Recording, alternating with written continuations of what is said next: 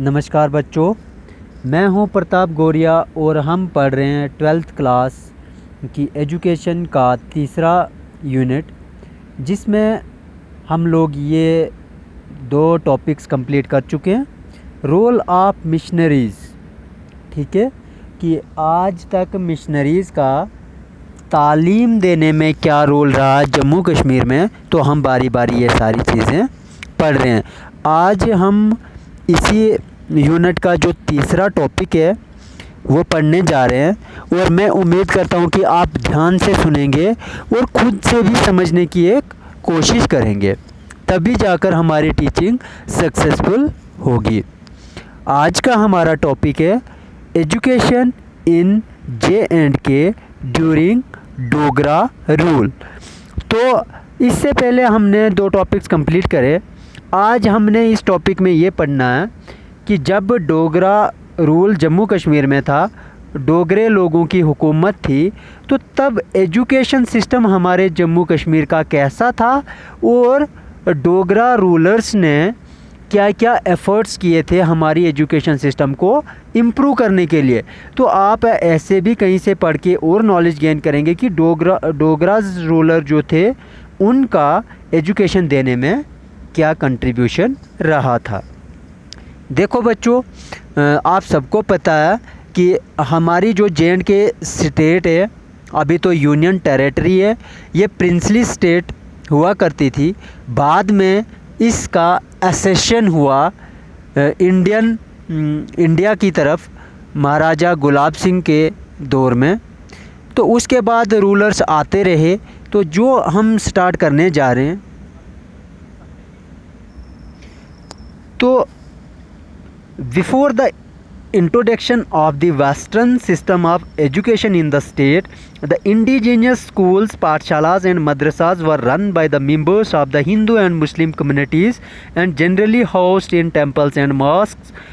The places well known for some good indigenous schools was Srinagar in the Kashmir province and the Jammu city, Purmandal and Uttarveni in Jammu province. The hectic literary activities during the Ranbir Singh's regime received life and vigor from his personal interest and care about this aspect of the cultural life of the people of the state. तो बच्चों, इस point में आपने सिर्फ ये चीज़ अपने mind में बिठा के रखनी है कि महाराजा रणबीर सिंह के दौर में या डोगरास की जब से हुकूमत शुरू हुई थी, तो ज़्यादा focus western system of education में स्टार्टिंग इनिशियल टाइम पे, इनिशियल टाइम होता है कि स्टार्टिंग जब डोगरास की हुकूमत थी, ज़्यादा जोर नहीं दिया गया था। बच्चों, वेस्टर्न एजुकेशन वो एजुकेशन होती है जो वेस्ट में दी जाती है, जिसमें ज़्यादा साइंटिफिक नॉलेज या साइंटिफिक लिटरेचर इंक्लूड करा होता है। तो वो वाली स्टडी नहीं दी जाती थी। लेकिन इंडिजीनियस स्कूल्स पता क्या होता, हर एक प्रोविंस में उसी कल्चर के पैटर्न के बेस पे स्कूल, घरेलू स्कूल भी हम बोल सकते हैं ना, जैसे हमारे अपने स्कूल्स, कश्मीर प्रोविंस के अपने स्कूल्स थे और जम्मू प्रोविंस के अपने स्कूल्स थे, और उनको इंडिजीनियस स्कूल्स बोलते हैं। जिसकी मिसालें आपके सामने हैं, पाठशालास, ये तो आपने सुना होगा, मदरसास, और इनको चलाता कौन था? Members of Hindu and Muslim communities, यही लोग चलाते थे। और ख़ास कर ये क्लासेस मंदिरों में या मस्जिदों में ली जाती थी बच्चों की, ठीक है।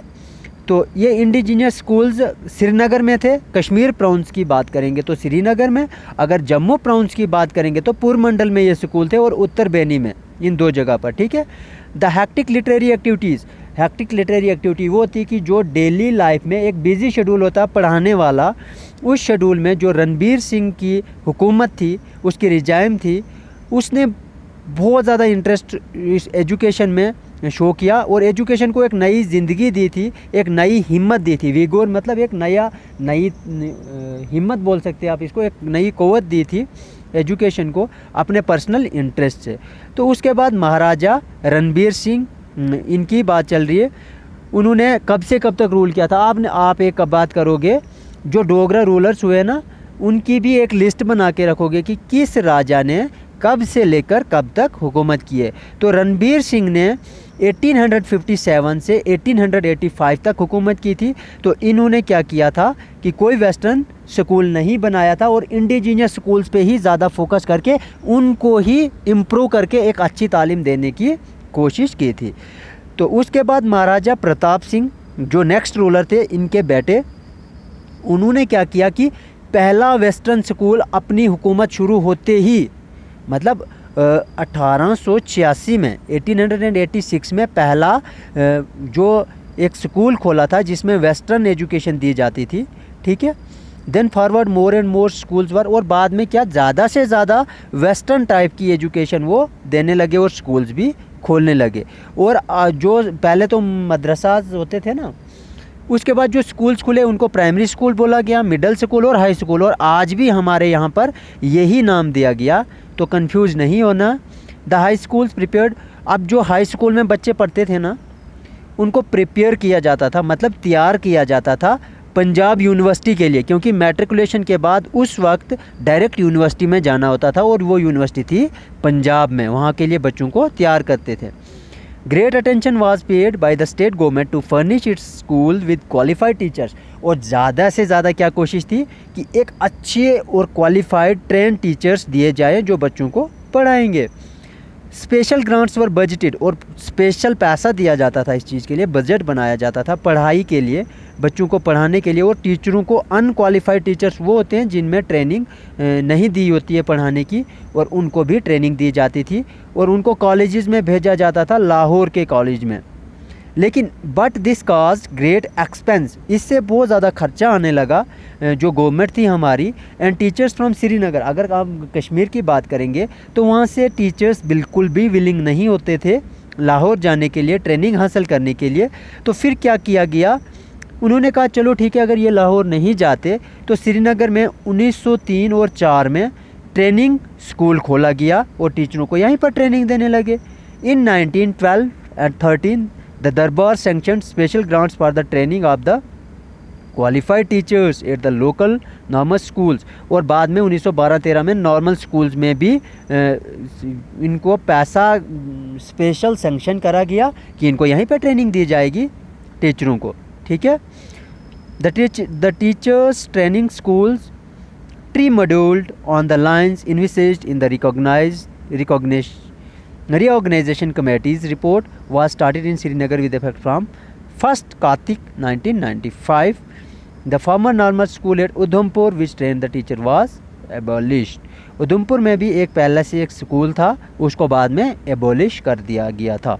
इन addition to the basic school opened in Batmalo, another basic school was opened in Jammu city. A BT class was city which also did quite creditable work. कहते हैं कि बटमालों में तो एक स्कूल, बेसिक स्कूल खुला ही था, लेकिन इसके साथ साथ जम्मू में भी एक सिटी में एक स्कूल खोला गया जिसने बहुत ही क्रेडिटेबल काम किया, बहुत उम्दा काम किया। On September 2, 1940 a college Jammu and 30 graduate were admitted. Formally 10 graduate teachers on an average were deputed annually for BT.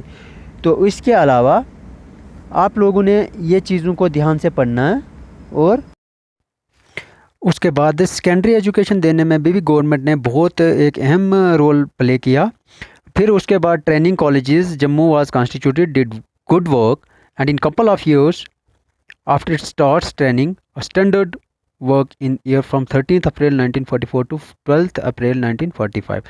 State government opened a teachers training school at Jammu on the line of the Srinagar. तो जैसे श्रीनगर में training institute चल रहे थे, वैसे जम्मू में भी school खोले गए और ट्रेनिंग टीचरों को दी गई।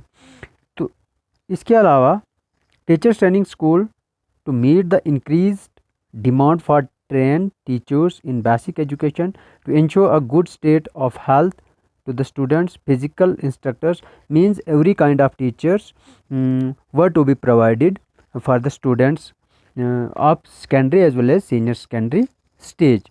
तो ये पॉइंट्स भी आप यहाँ पे नोट करेंगे। तो फिर इसके अलावा डोगराज ने टेक्निकल स्कूल भी खोले, जो एक टेक्निकल स्कूल जम्मू में खोला था और एक टेक्निकल स्कूल श्रीनगर में खोला था। एडल्ट एजुकेशन को भी इंट्रोड्यूस किया, हालांकि इंडिया में भी उस टाइम एजुकेशन की बहुत खस्ता हालत थी, तो जम्मू कश्मीर में भी वही कंडीशंस थी। फीमेल एजुकेशन को तो टोटली डिस्क्रिमिनेट किया था, बड़ा भेदभाव किया था, लेकिन बाद में आस्ता आस्ता औरतों को भी तालीम देने लगे। गुरमत कन्या पाठशाला पहला स्कूल था जम्मू में, और एक स्कूल श्रीनगर में भी लड़कियों के लिए खोला गया, जो क्रिश्चियन मिशनरी मिशंस में जो लेडीज़ थी उन्होंने खोला था। बाद में गवर्नमेंट ने भी 2-3 स्कूल खोले, 1911 से 21 तक 3 सेकेंडरी स्कूल्स गर्ल्स के लिए खोले गए थे। उसके अलावा बाद में इन्होंने दरबार ने और भी स्टेप्स उठाए, पॉपुलराइज करने लगे कि वुमेंस गर्ल्स एजुकेशन दी जानी चाहिए, और स्पेशल स्टेप्स भी फीमेल एजुकेशन पे भी इन्होंने लेना शुरू कर दिया आस्ता आस्ता। फिर इस वजह से फीमेल एजुकेशन का भी यहाँ पर आगाज़ आस्ता आस्ता से हो गया। इसके बाद भी फिर एक नया दौर आया एजुकेशन में।